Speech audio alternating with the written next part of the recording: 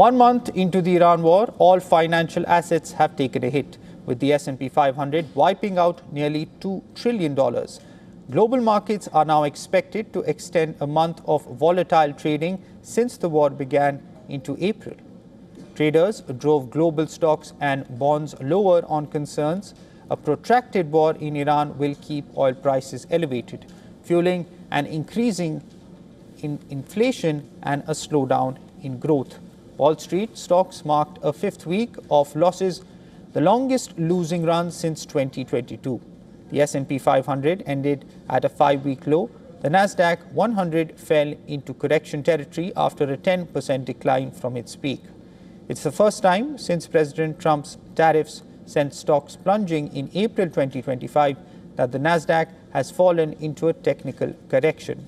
As big tech stocks take a beating, Microsoft marked its worst quarter since the 2008 financial crisis. US benchmark 10-year yields climbed towards the highest since July. On the other hand, the dollar marked its biggest monthly gain since July. The greenback was boosted by safe haven flows and fading expectations for Fed interest rate cuts. Brent rose to above $111 per barrel as traders braced for the conflict to stretch into April as attacks continued across West Asia. Crude benchmarks have gained about 50% as the conflict engulfs the energy-rich West Asia, sending shockwaves through the global economy. Bitcoin fell to its lowest level in more than 2 weeks as traders turned defensive.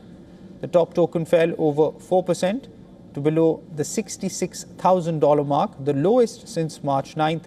Bitcoin has been stuck between roughly $60,000 and $75,000 in recent weeks, drifting well below its October 2025 peak of around $126,000. For more on this, we are now being joined by Mithali Nikore, economist and founder of Nikore Associates. Welcome to the broadcast, Mithali. Now, my first question to you is, global stocks are witnessing unprecedented volatility. Now, what are the key market trends that we have seen recently? So, first of all, thank you for having me on the show this morning. I think this entire year, I wouldn't even say quarter, but literally the entire year since April 2025 has been marked by a kind of volatility that the global economy has never witnessed. Because before this, when we had the 2008 financial crisis, or we had, the 1997-98 Asian currency crisis and financial crisis, in both those instances, yes, the issue began with financial markets. It began with bad loans in banking industries or, volatility in the financial space, and then went into the real economy. So it was like a flow from the finance world to the real world.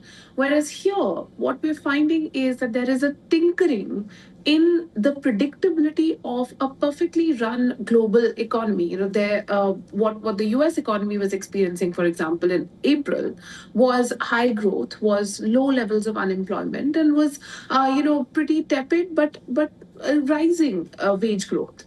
What we saw after the Trump tariffs was a period of absolute turmoil on global value chains, a complete re-engineering of geopolitics and the relations between countries, culminating into this war where, again, we were in a multipolar world, and now we're in a world where nobody wants to take a stand and say, are they actually for the war or against the war, and which country they support, because of the complete confusion of the kind of punitive measures that a country like the US could use against them economically.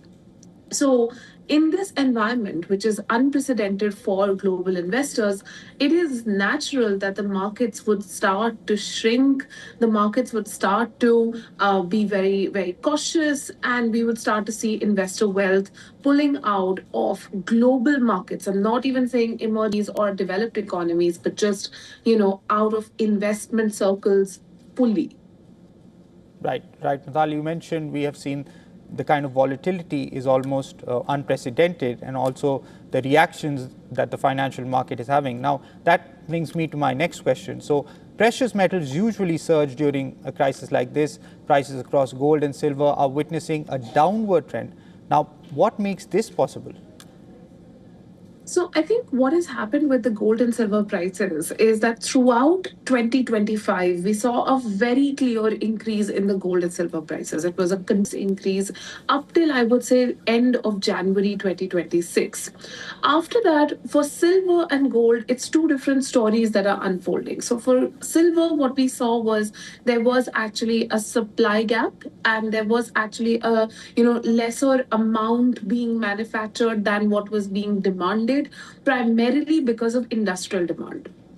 Silver has applications in the electronics, semiconductor, and artificial intelligence industries.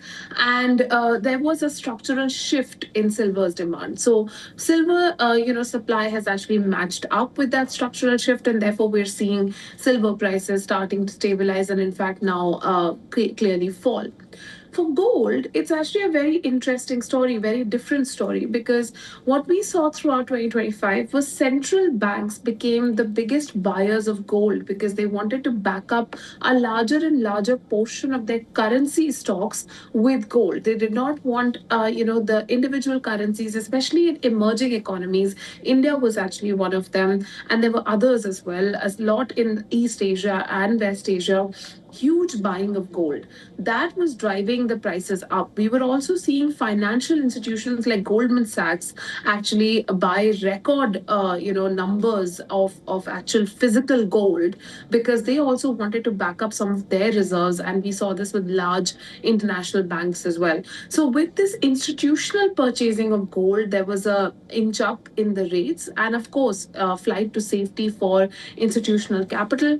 That is done now, and that's why we're seeing the prices fall. Right, right. Mithali, my final question to you is, I know it's impossible to make any sort of prediction at this point, but when it comes to oil prices, do you see less volatility in the coming week? Do you expect the oil prices to settle somewhat? So I do think that if you remember just 3-4 weeks ago, the foreign ministry of the government of Qatar actually came out and made a statement that they expect oil prices to go up to $150 a barrel because they, as well as other Gulf countries, are going to actually be stopping production, and stopping production is actually a very big decision. Stopping production means that you would only restart. It would take you say 3 or 6 months to even restart production. So it's a very big decision. But of course, they did not take it lightly because they saw how the war was making the oil refineries, active oil refineries, a very clear target during the war. So they had to stop production, and they said this would impact and take us to $150 a barrel. Now we're currently at somewhere between $120 to $125 a barrel, and some of the emerging economies are experiencing their oil baskets go up to even $130 to $135 a barrel. So we are inching towards the $150 mark. But I do think that other countries, especially in Africa and Latin America, have stepped up with their supplies. Countries like Argentina really, making the most of the global oil price surge, and becoming one of the biggest suppliers to countries like India. So I do think, which is the third largest consumer of oil in the global markets. So I do think that we may settle somewhere in the range of 130 to 135 by the end of April if there is no de-escalation, and if there is de-escalation, then of course we should be seeing a decline.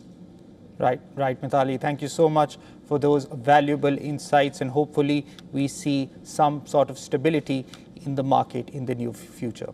Thank you so much for joining us.